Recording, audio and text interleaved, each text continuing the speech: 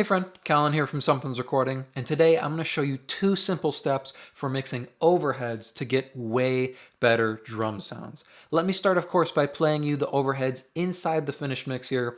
Then I'll solo up just the drums. You can hear how they fit with the rest of the drum mix, and we'll go one level deeper. I'll solo up just the overheads for you as well. So here's the overheads inside the context of the finished mix here. We gotta move. This ain't no living. This ain't no groove. The city's rich. We're dead poor. Someone with something more.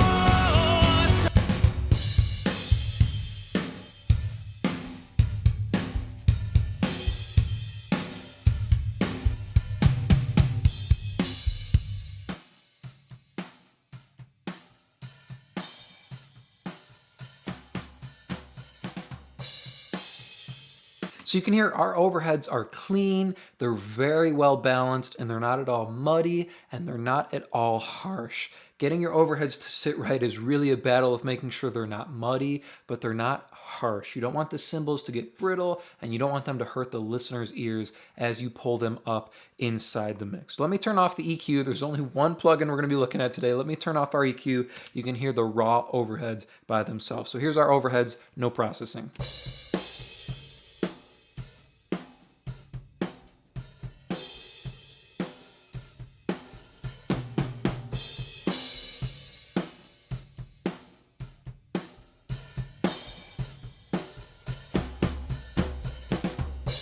You can hear without our EQ in, the overheads really take up a lot of space. They're a lot more full range, they have a lot of low mids to them, and they feel very unbalanced.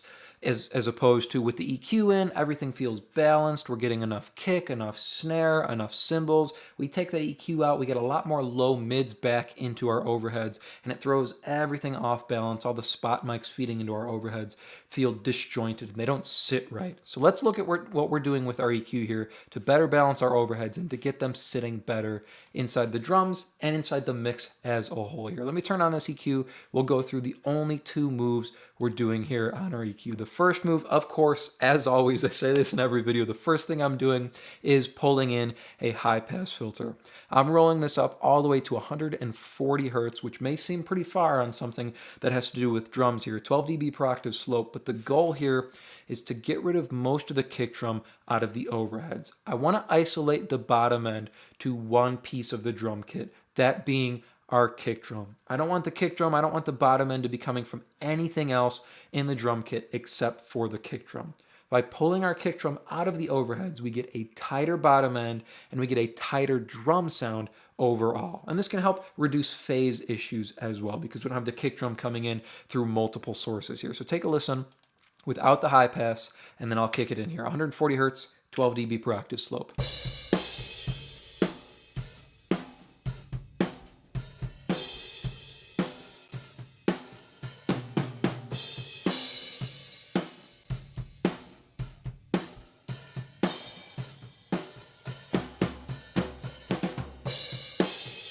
Now, while it makes the drum kit sound smaller in the overheads because we lose all that bottom end on the kick drum, it's going to make the kit as a whole sound bigger when we put the rest of the mics in because the bottom end is only going to be coming from the kick drum. We're not going to have frequencies coming from the overheads and frequencies coming from the kick drum. They're going to fight each other and cancel each other out with phase.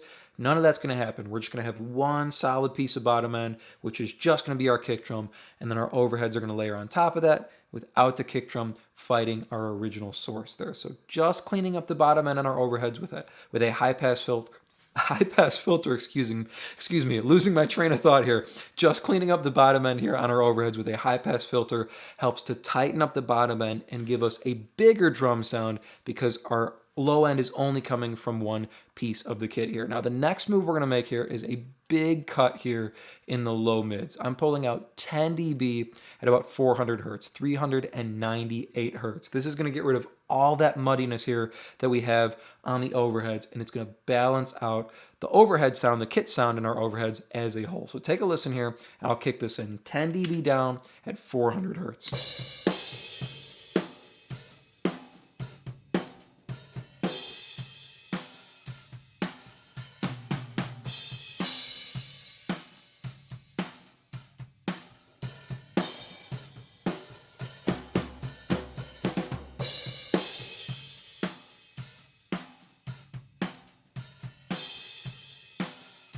That one big dip there, listen to how much cleaner our drums sound in the overheads here. There's no more of that muddiness. There's no more space that's just being eaten up by our overheads here. We kick this in, it cleans up our drum sound, and it really balances everything as a whole. So pay attention to the kit balance in our overheads here, and I'm going to put this move in one more time. So listen to our kick and snare relationship, and listen to those, the spot mics, so kick, snare, toms, in relationship to the overheads. So without this cut, and then with it.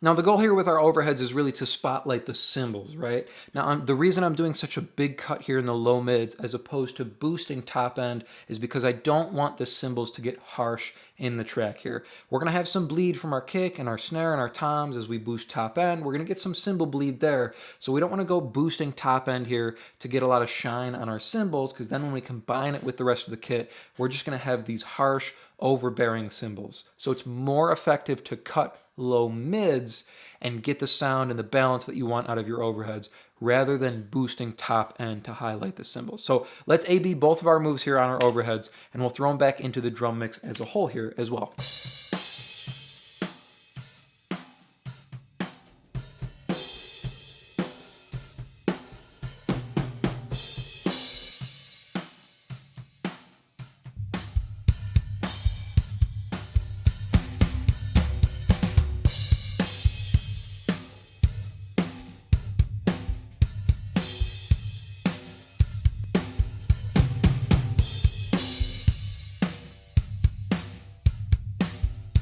Hear how when we kick the EQ in, there's so much more room for our spot mics here to bleed, to breathe here. I only threw in the kick, the snare, and the toms here, so none of the room mics are in yet. But just clicking that EQ on and off, you can hear how much more room we're carving out for the spot mics here, the kick drum, the snare drum, and our toms to shine through and to breathe. They're not fighting with all the low mids going on in the overheads.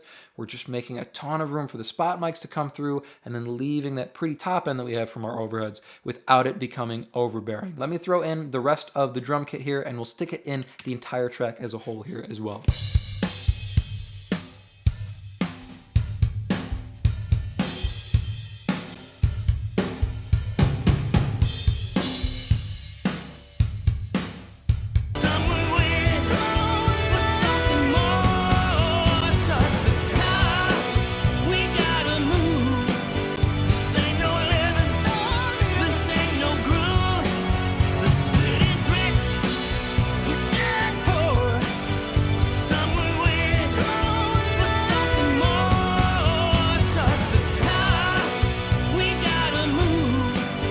Two simple steps for mixing overheads here to get way better drum sounds. The first thing we're doing here is rolling off that bottom end, so making sure the kick drum isn't coming through very heavily on our overheads. We want to isolate the bottom end, the kick drum, just to one source, being the kick drum spot mics there. That gives us better phase, and it tightens up our bottom end, giving us a bigger drum sound. The second thing we're doing here is we're pulling out a ton of low mids, giving us a good kit balance in our overheads, reducing all of that muddiness, leaving plenty of room for our spot mics to breathe and to come through, and then making sure we're not boosting top end to get all the harshness out of our cymbals and keep our overheads clean and balanced sounding. I hope that was helpful for you. If you're looking to go a little bit deeper into the mixing process and you want to see every piece of the puzzle and every step along the way, then I have just the thing for you, and it is completely free. If you click the link in the description, you can get instant access to multiple sets of multi-tracks completely for free, along with video workshops that go with each of the multi-tracks, showing you exactly how I would mix each of these songs step by step, start to finish, to take all of the mystery and all of the guesswork out of mixing for you. I want to help you get professional sounding mixes right from your home studio, completely for free. Just click that link in the description to get access to those multi-tracks. Thank you so much for watching here today, and I will see you in the next video.